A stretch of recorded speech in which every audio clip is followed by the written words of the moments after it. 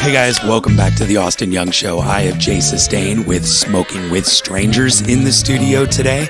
You might also know him from his DJ career, his producing career, and he's going to spill the beans about his personal experiences with Donald Trump. But guys, this is a track Voices Carry from his band Smoking with Strangers featuring Taylor Stokes. Welcome back to the Austin Young Show. I am joined in studio by the amazing Jay Sustain, and you just heard his band Smoking with Strangers, Voices Carry. What's up, Jay? Yeah, what's happening? Thank you for having me. Oh, dude, I'm actually really excited about this. We kind of both started our radio journey back a couple of years ago. You're currently with KNON. Yeah. You're a band. You're in a band. You're a solo artist. You are a amazing DJ, and you have quite the fucking backstory that I don't think anybody really knows about. So you're probably right about that. Tell me, man. First off, we just heard Smoking with Strangers. Let's talk about that first. Okay, cool. Yeah, I was working at Deep Ellum Art Company, and they had an open mic night, and I would see these guys just come through, and very talented dudes, and I started thinking, I'd love to create a project and bring some live musicians to that element. And so I teamed up with this young dude named Max. He was probably 21 at the time, and he was called Fully Maxed, but I liked his electronic style and baritone voice that I thought we could do like a Depeche Mode. Yeah, I was like, we could do like a Depeche Mode type of thing, and blah, blah, blah. So we did. We started kind of recording some. In our early iterations, we did like Gary Newman covers. No shit. Yeah. Please tell me there's something recorded. There probably is. There's one on YouTube that I'm like, please take it down. It's too raw. But and so we were recording stuff before we had a band name, actually. And I started this note in my iPhone and just writing down different band concept names, and just trying to be cute and memorable. And at one point, I think we were seriously considering being called U2, but spelled U-T-T-U, right? But no, there was a sign in Deep Ellum that said, "Smoking with strangers, it's a trap. Don't do it, you'll get robbed and stuff." I remember when that shit was happening, man. Yeah. And so I said, "Smoking with strangers, ooh, it's so dangerous." And so I wrote it down as a band name, right? And then when it came back to vote on the band name, everyone's like, "Smoking with Strangers is pretty cool." So that's how the band name came about, was getting robbed in Deep Ellum, smoking with strangers. How would you all describe your style? Electronic, ethereal. We both kind of have complex chords and in mind, like we want to be jazzy and like classical music and movie thematic, but also has a beat and can dance. So like what like it's got its own style, and it's fucking awesome. Thank you. But like, how did you get to that sound? Like with every electronic musician, there's always a progression of either synths or cork boards or something that gives you that distinct, original sound that you all have. Yeah. I really loved Enigma growing up. Fucking Enigma, man. Listen to some damn Gregorian chants and yes, shit. Yeah. My mother had it, and she would buy the CDs. Like, she was like a fan, and I loved the sexy, sweeping, ethereal stuff, but it was serious. Right? Oh yeah, I tried to put that on when I wanted to make out with girls to think that I was deep. It probably worked. And I always loved that. And then of course Depeche Mode came along and was like, we have these same deep themes, and I'm like, okay. And so I bought a Korg 01W FD. FD stands for floppy disk, so that tells you how long ago this was. It was like probably 96. Maybe you're talking to a music tech nerd, so this is like music to my ears. Maybe right even now. Earlier. And the guy that sold it to me, he worked at Guitar Center, Jeff McDaniel, told me that he got it from the Joe Satriani band. No shit, that's pretty cool. So I bought a used keyboard from it. And my first thing to do inside the keyboard was to rebuild the movie soundtrack from Robin Hood, Prince of Thieves or whatever. And I was just in there like dun, dun, dun, dun, dun, dun, dun, dun, this really dates this all pretty well. Right. Yeah. Right. And you know what's crazy is like 10 years ago, the screen won't come on anymore, but the keyboard still works. And I managed to find that file is still in the memory. Nothing beats those old machines, It's man. crazy. They're fucking great. So do you still take a gigging or do anything? No. And I took a photo one time and someone said, "Hey, what's up with that keyboard in the background?" I'm like, "Hey, not for sale, bro. Get up." Yeah. Swim away, fucking sharks. Get away. No, I don't take that one gigging because, now you can just get a MIDI board for $18 and, hook it up to the computer. Pack it with so many synth sounds. It's amazing. But I did travel with it. I went to a church ministry thing one time in Jamaica and traveled with that on an airplane, and it was a nightmare. It was a big old, 88 key. Fucking giant ass thing. Yeah, it was huge. But before we move on, I just want to keep in the Smoking with Strangers world here. Your bandmate or partner. Yeah. He's doing pretty well, according to you. Yeah, really well. I watched his Spotify monthly numbers go up, just constantly going up, and everything he releases is even more cutting edge. Fully maxed. Shout out to Maxwell Ferguson out there. He's I think we're about a 20-year difference, but he grew up in a music family. His parents are like a mariachi family from West Texas, so he plays all kinds of instruments, and he came here playing the bass over like drum beats, but he's just really gotten in with his Dallas crew, and he's just an incredible musician. And so Smoking with Strangers is somewhat fragmented in the sense that he's not working with me as much, but it's always my project, and I'll take on the responsibility of keeping it going. And there's a second album pretty well done. Well, when you do Smoking with Strangers, because it's different from your other solo projects, how is it working with a partner? Like, because versus, when you're just able to make beats in your room, I know that, you do that with your partner too, but like, how does it feel to collaborate with somebody and that the whole workload isn't just on you?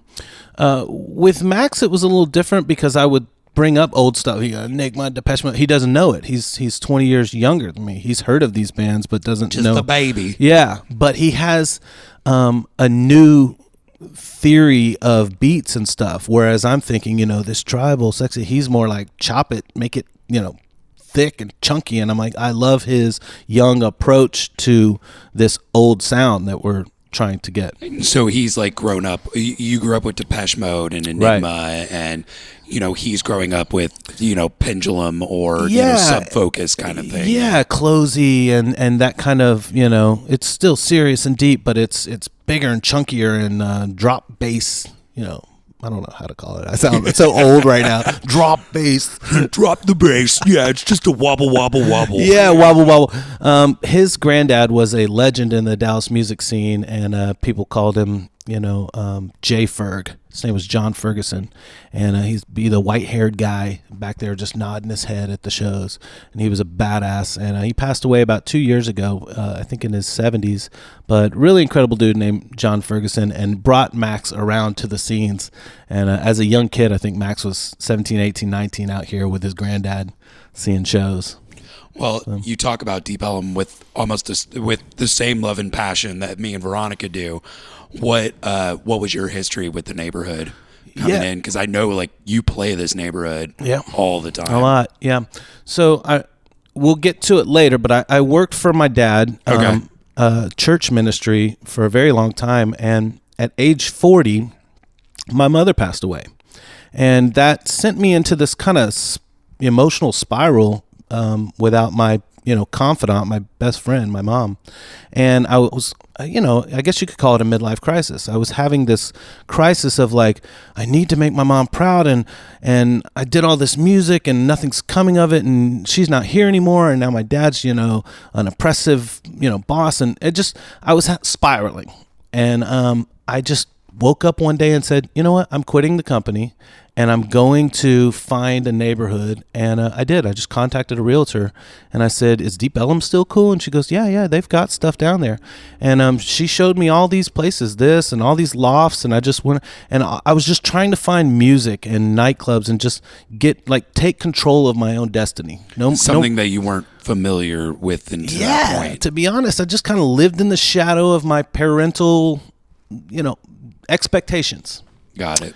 And I just did it, and of course my dad wasn't happy about it. He's like, "Oh, you're an idiot," and maybe I was, but I've achieved. We're all fucking crazy to be living down here in some way, shape, or form. Yeah, and it came with blood, sweat, and tears. Trust me. I mean, I could tell you stories of violence and death and things that I've seen just in the last 6 or 7 years, but it brought the neighborhood together. And it redefined itself in my mind as a real community that appreciates people of arts and music. And I found support in several clubs here that said, yeah, if you have an idea, we'll support that. And you play. And it's been a great experience. And you're right, I play all the time. And as far as DJ goals go, I've met them here in this neighborhood. I mean, things that I never thought that I could or would or even wanted to do are under the belt now. So, would you say the neighborhood has helped shape your music? Oh, absolutely. You know, I'm sure you feel this way. Anytime you're writing a song or doing something, you think, this is the best thing I've ever done. This is so badass. I can't wait for other people. But I was very much in a box of what I thought house music and electronic music should be, or at least my sound. And I'm the established sound we grew up with. And I'm a brand, so I don't want to go too far out. But I got here and clubs were like, well, I would book you, but I need you to play this, or and then there was Brain Dead down there that said, hey man, we want you to come on Friday nights, but you got to play, hip hop, rap. And I'm like, I don't even know like what to do. And they're like, this white boy does not know what is going on. Yeah. And then Sean Conway was like, come on, bro, you grew up in the 90s, like Boyz II Men. And I'm like, oh, you want that kind of hip hop? And he's like, yeah. And I'm like, dude, now I'm challenged. I want to go dig through my CDs. And did a fun little, hip hop old school night for a long time until they closed over there, Brain Dead. Well, so I mean, that really took me out the box, and I was challenged, and got to be painted in a new light and just see things through a different DJ's eyes, not what I expected. Well, that's kind of perfect, because we're going to segue into did that DJing prepare you for now you are with KNON? And what exactly is your role over there? Are you, because you're not doing a show, right? Not doing a show. We started over there with Thursday Night Therapy, but it was really, it was technologically not quality.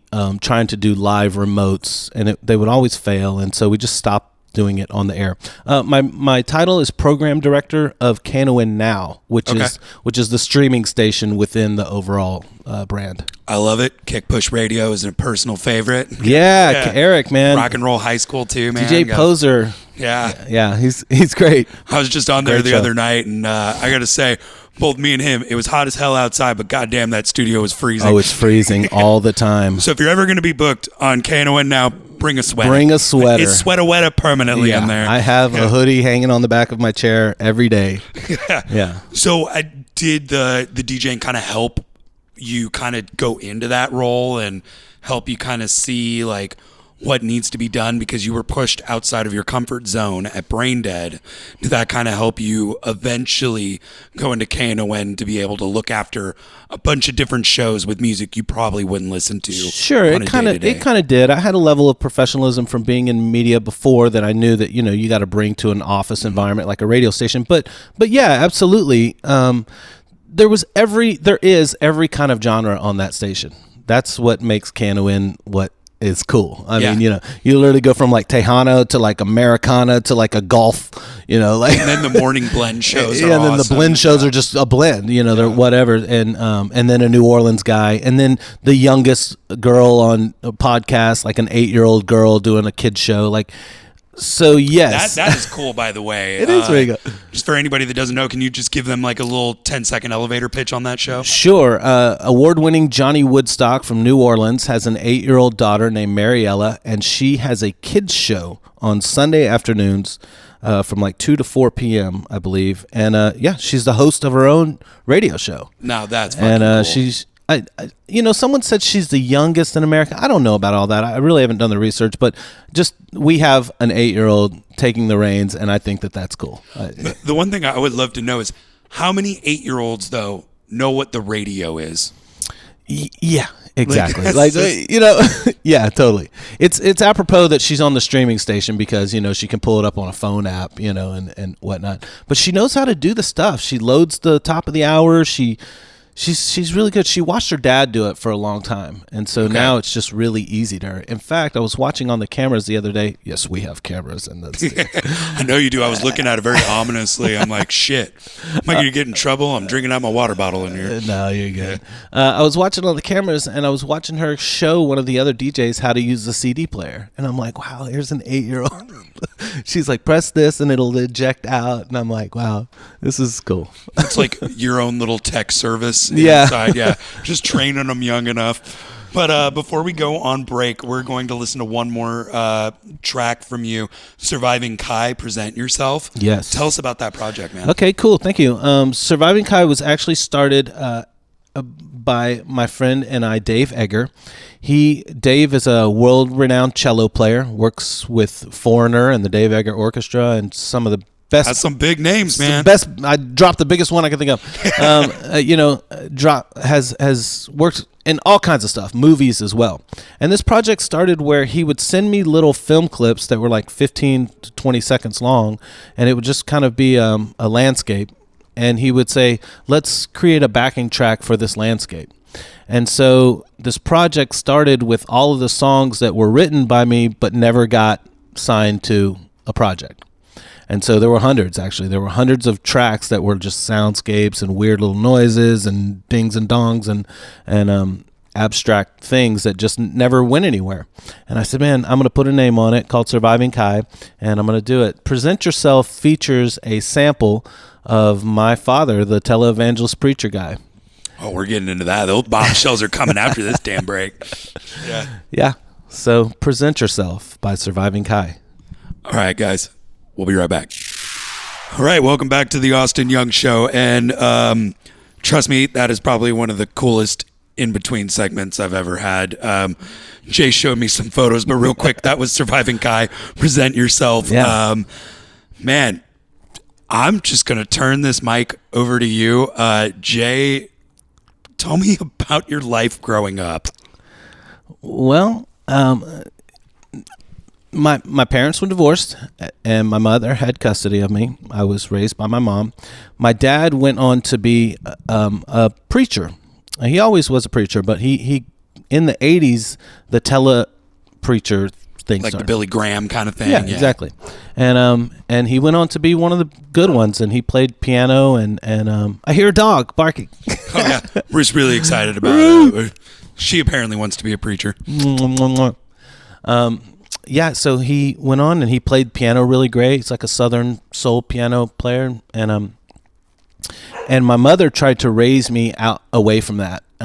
And we went to Cairo, Egypt, and lived there for 2 years. And my mom wanted me to study, Islam and Zoroastrianism, and just kind of more broaden my horizons. Rather than just a straight Christian diet. Yeah. Okay. Good on you, Mom. Yeah, she was great. And we came back here to America, and she really got into Wicca, and so I studied that a little bit, and just, but my dad went on to rise in the ranks of the TV preacher world, and Jim and Tammy Faye Baker had created a thing called PTL, Praise the Lord. Like the Bakers. The Bakers, yeah. Tammy Faye with her makeup and her husband, Jim. And it's fucking wild, man. Yeah, and they have 2 kids, Jay and Tammy Sue. And Jay is a preacher that's tattooed from like neck all the way down his body. It's a really incredible guy. And my dad wrote these kind of campy songs that Tammy Faye really loved. And she would sing them and kind of made my dad, famous. He started getting royalty checks and getting a lot of recognition because of the songs that Tammy was singing. And so they basically made a deal like, you become Tammy's primary songwriter. And she did, and he did. And she sang a lot of his songs, and he made a lot of money real quick in just probably 3 or 4 years with the songwriting. That's fucking nuts. Yeah. And you can look him up on the web. His name is Dr. Mike Murdoch. But he went on to become like this prosperity preacher guy. What do you? Oh, like You donate. Yes, yes. So in the 80s, and you can see the transformation. In the 80s, he was real timid talking about money and wanted to talk more about Jesus and typical scripture type of stuff, and But then in the later 80s and 90s, he started getting into this prosperity gospel where you only have what you sow for, and if you don't, no seed in the ground is no harvest in the fall. There's a lot of truth to those basic things, but he really took it to the next level, and the preachers themselves became very prosperity, driven, planes and airplanes and stuff. It's crazy. Well, when I was 13, allegedly, according to my mother, I became a little bit too much for her to handle, and I remember being a little hellion, but I think she just gave up. We're all a pain in the ass. Yeah, totally. And at 13, she sent me to go live with my dad. Now, from my perspective, it was a punishment. It was a punishment for breaking the rules at my mom's house, and now you're going to go live with your father. But when I got there, my dad treated it as though he had won some big court battle, and this is the Lord, and God had finally answered his prayers, and it was odd from the very beginning, bro. And I only stayed... Almost using it as like a throw in the face of your mom or something like that. Yeah, sure. Like, I've won the battle, and I finally got custody of my son and stuff. But my mom was really just punishing me because I was, I guess, sneaking out at night and smoking her weed. Stop stealing. For all the teenagers in the world, I went through this with ours. Stop stealing our fucking weed, man. Just ask, man. Just say, you know what? Don't take it all. At least leave some there. Just be like, Mom, I smell your weed. Can I have a little bit? Yeah. Yeah, please. I know you're poor, but can I please steal all of it? But anyway, sorry about that. No. Hit on a pet peeve there for me.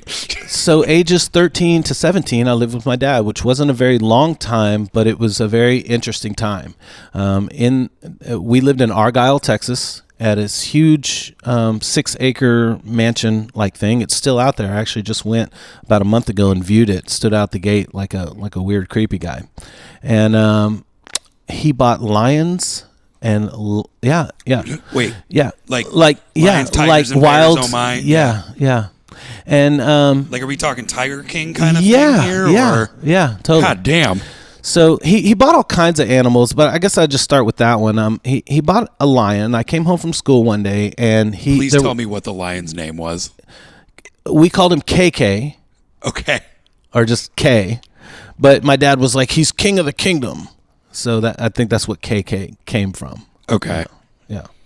Thank God he didn't add an extra K. I know. It's like, what a stupid name.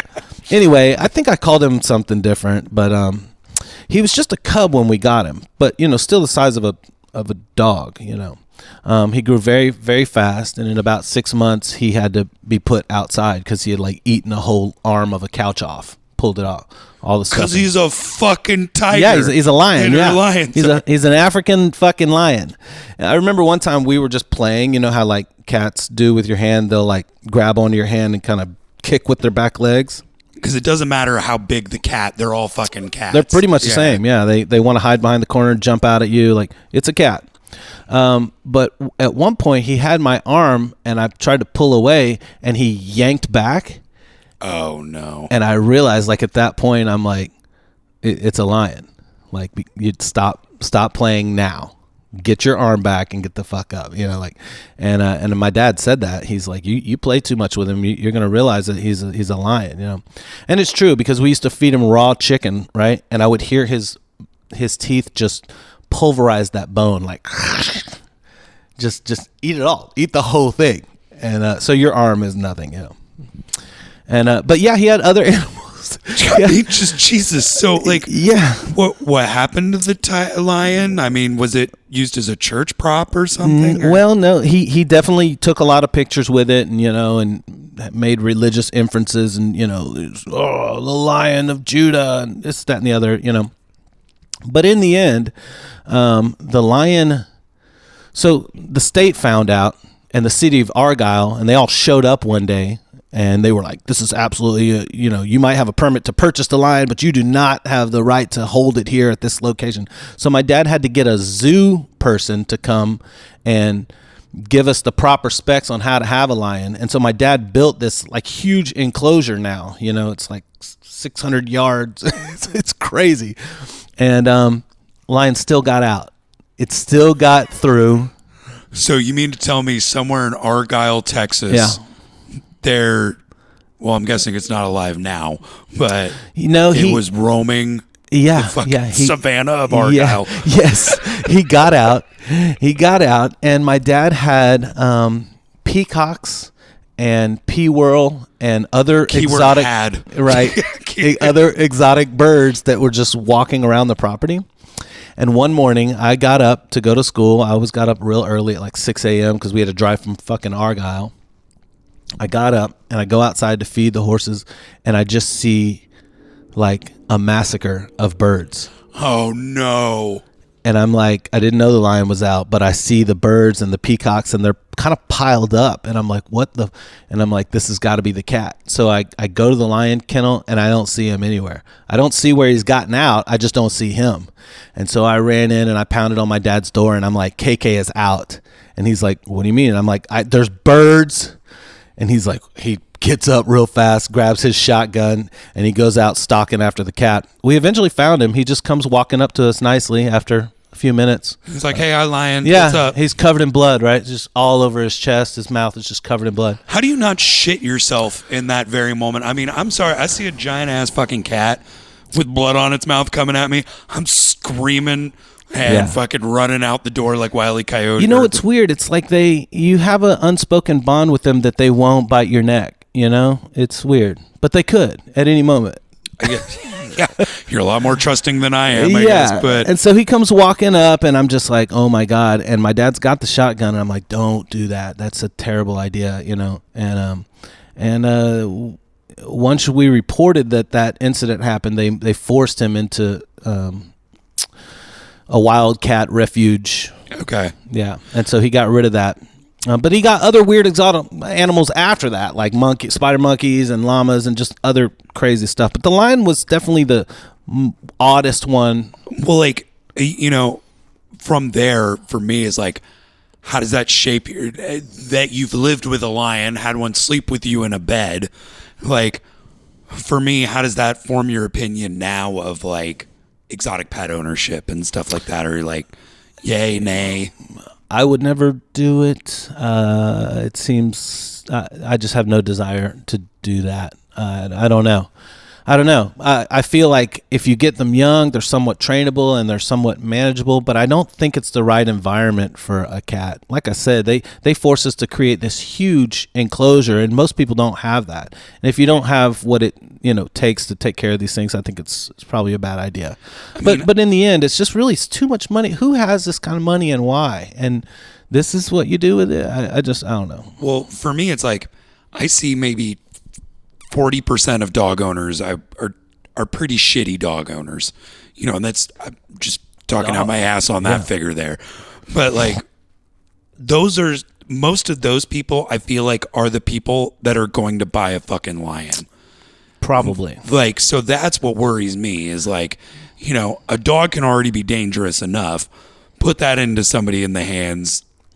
Now you got lions, tigers, and bears. Yeah. For the mass general public of Argyle. I always wonder if the lion ever got out of the property and just walked around the neighborhood and came back. I mean, but I have no idea. To me, the craziest thing is that's not even the craziest thing. Your dad was. Am I allowed to talk about that? He was also one of Trump's advisors. Yeah, absolutely. So in 2016, Trump came here to the Fort Worth Dickies Arena, and my dad met him, and Trump said, I have pictures. I was standing right there. He made this big face. His eyes got real big, and he said, "Mike Murdoch, I watch you every night on TV." And I'm thinking to myself, well, we're not on every night. We're only on 2 nights a week, but I appreciate your candor. And he was just a bullshitter from the get-go. He just latched onto my dad.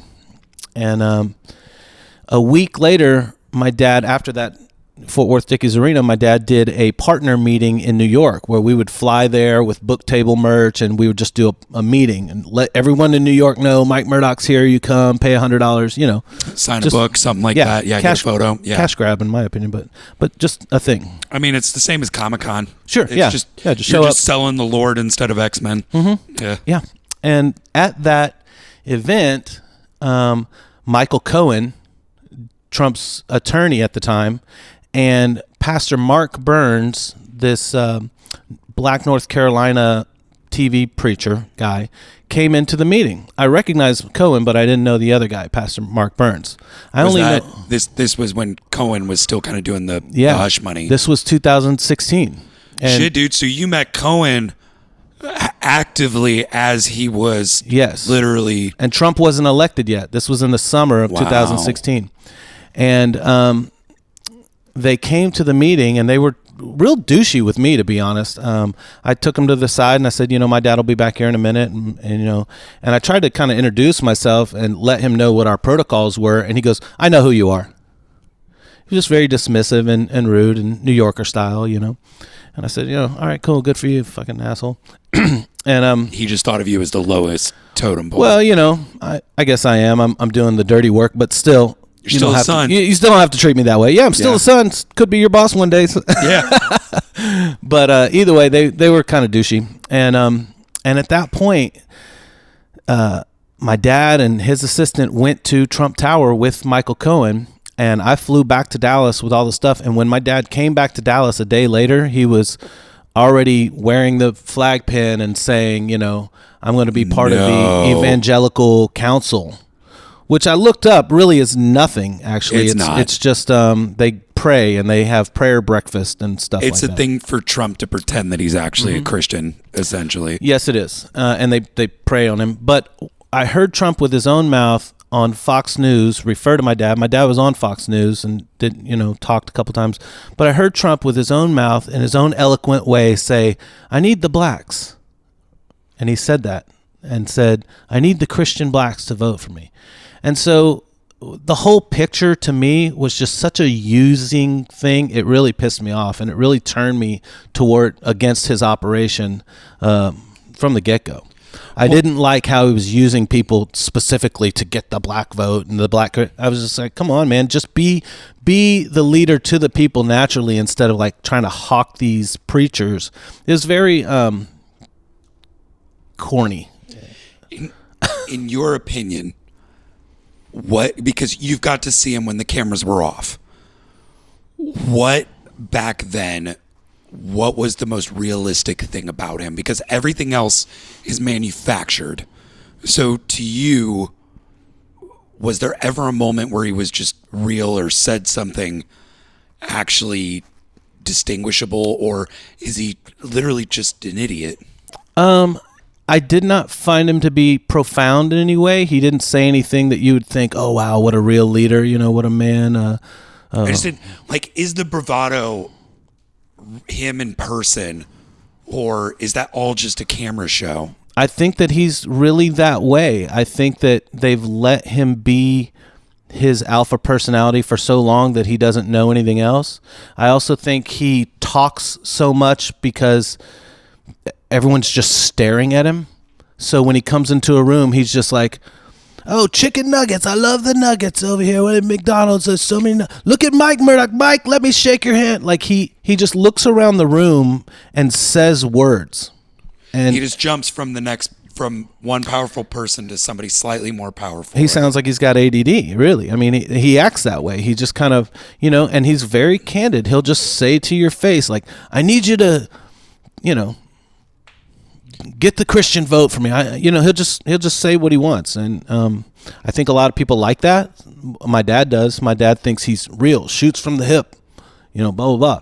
And there's probably a certain level of realism to him, but he doesn't have the methodical thought process to be, in my opinion, a good leader. That I never liked him for that reason. Well, it's crazy to think, and thank you for shedding light on the current dictator we have as president. But because you got the liberal upbringing from your mom, and then you've got the ultra conservative upbringing from your father.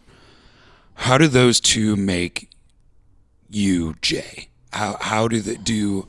Are you and your dad still on good terms? Are you resentful in any way for any of the kind of mass upbringing? Like, do you feel angry at God? Are you still religious? What's your take? Right. It's a lot of good questions there. Sorry, Don. All those at you. As far as resentful, that is something that I struggled with, and like I was saying before, up to age 40, I really thought that my role was to just play nice and get along with everybody, and even if I didn't agree, still play the part and be the son and whatnot. But I always had an interest in music, and I always DJ'd, and I made mixtapes back in the day. And like I said, I recorded things in my keyboard. And it wasn't until age 40 that I decided to take my own life into my own hands and say, I don't care what they think anymore. I don't care. And so part of that not caring is releasing that resentment. And but yeah, absolutely, I've held a ton of resentment about the past and what I could have done.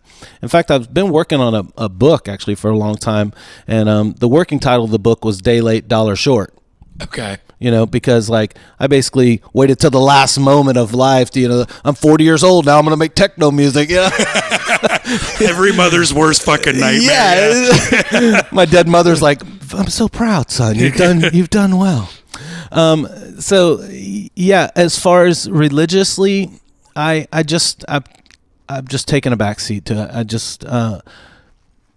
There's too many beliefs and systems and things out there that are true that I don't really have the time to figure out what's not, or I don't have the desire to figure out what's not. I go with what has worked for me in the past, and that's karmic thinking. You pay it forward. You do as you expect others to do for you. Not that they will, but you do hoping or expecting that they might. And I think that those beliefs are replete through a lot of religions.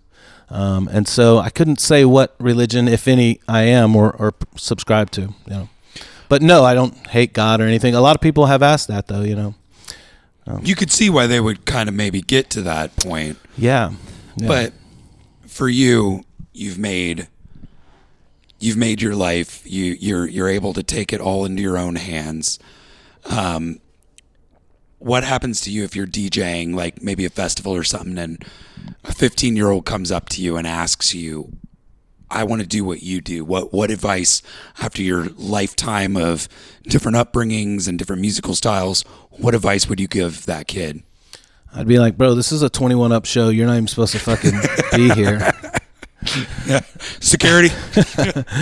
No, I would say jump in as quick as you can. Use every tool. Don't listen to the haters. It's wild.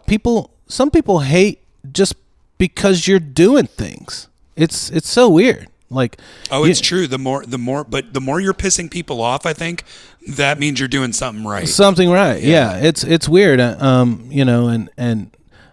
People send me a screenshot of someone that said something about me, and I'm like, are you serious? I don't even know who that is, to be honest. I literally don't know. Fuck that guy. Yeah, I don't even know who that guy is that I'm saying, just forget the haters, man. Go for it. And if you build a trail of haters, there might be a reason why. Like you said, you're probably doing something right, or you got picked over them, or whatever it is. It doesn't even have to be anything.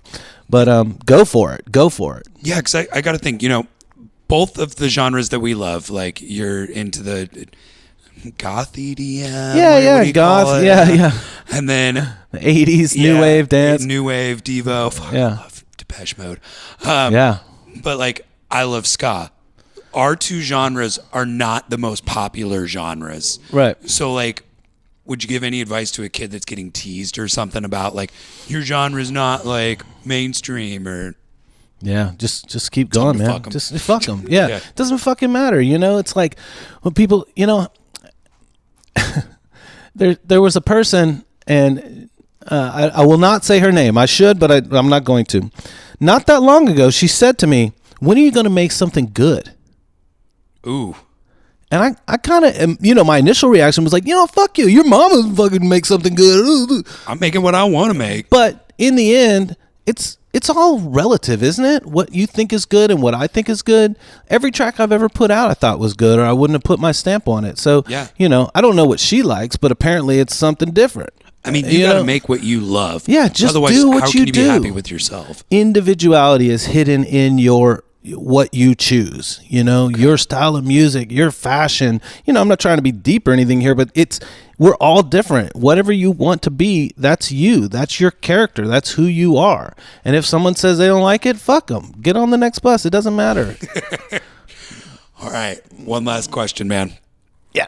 You are a giant, cool, big dude. Like, you are dressed all in black, that long hair, got them studs in the ears, the big beard. What is the most normal thing that you do that just breaks the ethos right away? That's a good question. Yeah, I like to cook. I really love to cook, and I'm such a nerd. I'll go to the store and I'm like, "Is this rosemary fresh?" I really love it. And I do normal stuff. Is this flour whole wheat organic? Yeah. Sometimes I do feel like people are intimidated by the all black look, but it's not meant to intimidate. Again, it's just who I am. Yeah. Not only that, my closet is just full of black band shirts. I mean, that's just all there is to choose from. Veronica will not let me buy black shirts anymore. She's like, you have too fucking many now. So Amanda too, she said the same thing. She's like, babe, you don't need another black shirt. So it, again, who cares about people's judgment or how they feel? Just keep on going with life. But yeah, I'm a totally normal dude. I drive to work like everybody. I bitch at the slow traffic. I'm just like everybody else. And price of beer is too goddamn high. Yeah, price of beer. What the hell is this? Yeah, totally. And making music has been just a creative outlet, really. And to be recognized for the music is even cooler. Something that is happening, I know we don't like to date these things, but I'm playing at the church, like the goth club now. And like, that is a goal as a DJ that you could never. Where is it now? Because it was the Lizard Lounge. Yeah, it was the Lizard Lounge. Yeah. And now it's over at It'll Do Club. Nice. Yeah, so it's Sunday nights at It'll Do, yeah. And it's just so cool to feel that feeling, to be honored to play, or to be asked to play at a thing like that is such an honor. Again, the Christians look at me like, you're playing at a goth club? And it's like, yeah, absolutely. Goth and Christianity, they're not that far apart. They're in a lot of ways. Thing. Yeah. There was a reason there were Gothic cathedrals, guys. Like, yeah, totally. It's just a fashion thing, man. Vibe. It's a vibe. Yeah, it's I was listening to Disintegration by The Cure on the way here. It was just in the car playing, and I'm like, man, it's just so lovely and passive and sweet, and the goths just swear by it, like this is their holy book. Just normal people can do big things. You know what I'm saying?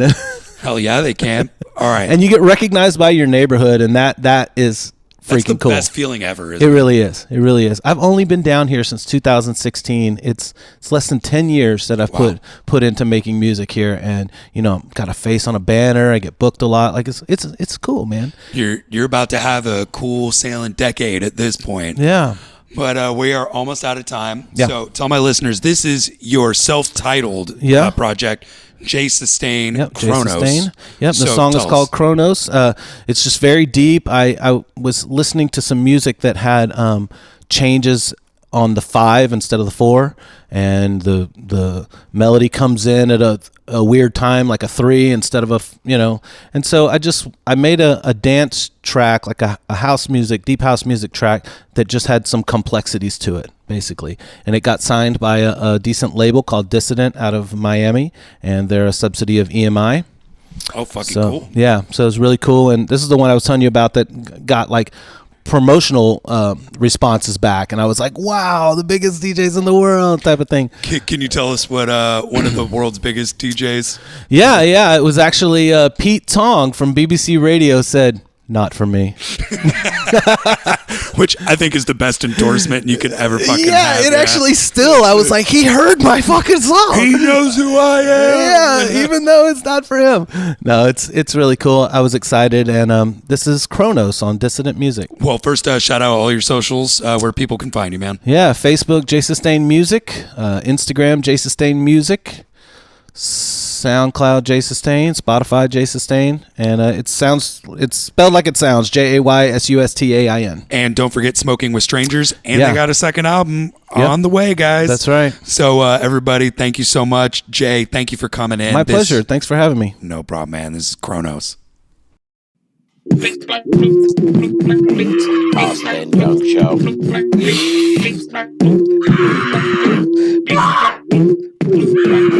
Austin Young Show.